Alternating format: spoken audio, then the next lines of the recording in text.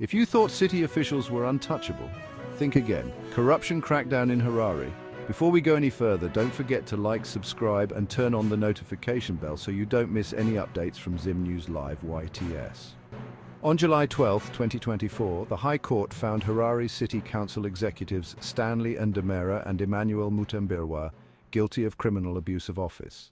The charges stem from their illegal facilitation of 3 commercial stand sales in Harare.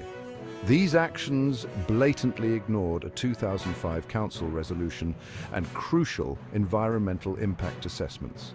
This conviction is a significant blow to corruption within the local government. The community demands justice and transparency, and this ruling sends a clear message. Sentencing is scheduled for July 24th. Stay tuned for further updates on this unfolding story. For more news, subscribe and hit the notification bell so you don't miss any updates from Zim News Live YTS. Don't forget to drop your comments down below.